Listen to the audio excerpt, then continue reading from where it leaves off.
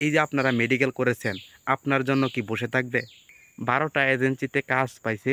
আর যে কাজের অবস্থা যেরকম ধীরগতি চলতেছে, আমরা কিন্তু দেখেছি ২০২৪ সালে ১৮,০০০ মানুষ টাকা পয়সা দিয়া আটকা পড়ে আছে। বর্তমান সময়ে মালয়েশিয়ার প্লান্টেশন সেক্টরে ভিসা চালু আছে, যেরকম কলিং। বাংলাদেশে এখন পর্যন্ত ১২টা এজেন্সিকে নিয়োগ অনুমতি দেওয়া হয়েছে। অনেক মানুষ মেডিকেল করেছেন মালয়েশিয়াতে আসার জন্য। সবাই কি আসতে পারবেন? এই বিষয়টা জানার দরকার আপনাদের। এই যে মেডিকেল করেছেন, অনেক দালাল এজেন্সি বলতেছে মালয়েশিয়ার এমুক সেক্টর খোলা আছে, এই কনস্ট্রাকশনের কাজ, ফ্যাক্টরির কাজ। আদতেও কি এইসব কাজ খোলা আছে? ইভেন অনেক ধরনের কাজের কথা বলে আপনাদের কাছ থেকে পাসপোর্ট হাতিয়ে নিচ্ছে, এরপরে টাকা নিচ্ছে মেডিকেল করে। যাই হোক, এই যে আপনারা যে মেডিকেল করতেছেন, আসতে পারবেন আদতেও? বিষয়গুলো জানা দরকার। শুরুর দিকে আমি কিন্তু বলেছি যে বর্তমান সময়ে মালয়েশিয়া খোলা আছে শুধু প্লান্টেশন সেক্টরে। এগ্রিকালচার কাজ, যেহেতু কৃষিকাজ আর পাম বাগান। পাম বাগানের কাজগুলো আপনারা জানেন, এই কাজগুলো অত্যন্ত পরিশ্রম। আপনাদের জানতে হবে, যেহেতু আমি পাম অয়েল বাগানে কাজ করি, ইভেন পাম বাগান থেকেই ভিডিও করতেছি। পাম বাগানের আইডিয়া আমার অনেক আছে। এখন যে আপনাদেরকে বলতেছে এই কোম্পানি ভিসা, এই ভিসা, এই ভিসা, এই মেডিকেল করে নিতেছে, পাসপোর্ট হাতিয়ে নিতেছে, হ্যাঁ, এখন এই যে কাজগুলো যে বলতেছে, সব কাজে কি আসতে পারবেন? যেহেতু অনেক মানুষ অনেক কাজে মেডিকেল করেছেন, তাই তো দালালরা বলে।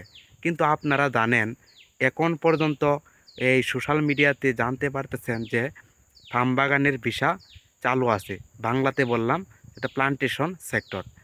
এখন আপনাদের কাছে যদি বলে এমুক ভিসা চালু আছে, না ভাই, যদি মালয়েশিয়াতে লোক পাঠাইতে পারে তাহলে পাম বাগানের কাজেই মানুষ পাঠাইতে পারবে। আরেকটা কথা এর পিছনে আছে, যেরকম মালয়েশিয়া কিন্তু ৩ মাসের জন্য খুলছে। এটা কিন্তু সময় বৃদ্ধ পরে বাড়াতেও পারে, আবার নাও বাড়াতে পারে। এখন পর্যন্ত কয়গুলা কতজন নিয়োগ অনুমতি পাইছে? ১২টা এজেন্সিতে কাজ পাইছে।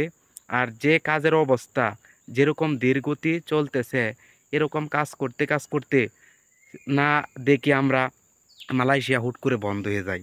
আমরা কিন্তু দেখেছি ২০২৪ সালে ১৮,০০০ মানুষ টাকা পয়সা দিয়া আটকা পড়ে আছে। তারা কিন্তু এখন বিক্ষোভ মিছিল করতেছে মালয়েশিয়াতে আসার জন্য। তারা প্রতিনিয়ত বলতেছে যে আমরা জমি বিক্রি করে দেনা পেনা করে টাকা জমা দিয়েছি, কিন্তু আমরা মালয়েশিয়াতে যেতে পারছি না। সেই মানুষের মতোই কি অবস্থা হতে পারে? এটা কিন্তু আপনারা একটু বুঝে শুনে আসার চেষ্টা করবেন।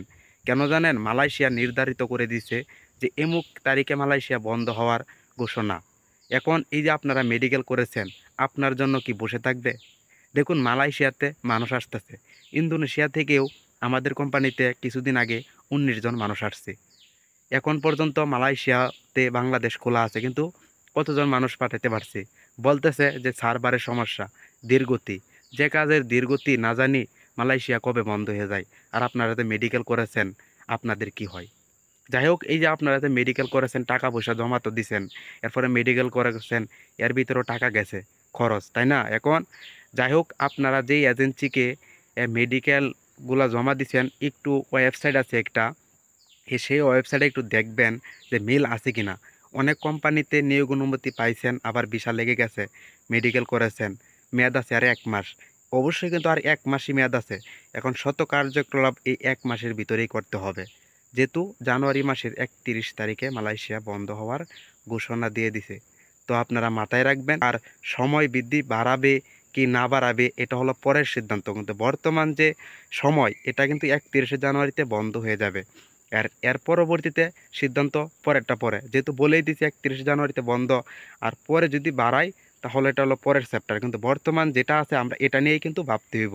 মেডিকেল করেছেন, ভিসা আসছে না, তারা আল্লাহ আল্লাহ করেন যেন আপনাদের কাজ হয়ে যায়। আর একটা কথা মনে রাখবেন, এখন পর্যন্ত প্রায় ১১০০ মানুষের মতো মনে হয় নিয়োগ অনুমতি পাইছে, অথচ মেডিকেল অনেক মানুষই করে ফেলছে। সবাই তো আর আসতে পারবে না। যেই এজেন্সির নিয়োগ অনুমতি পাইছে, সেই এজেন্সি কিন্তু মালয়েশিয়াতে লোক পাঠাইতে পারবে। এটা মনে রাখবেন।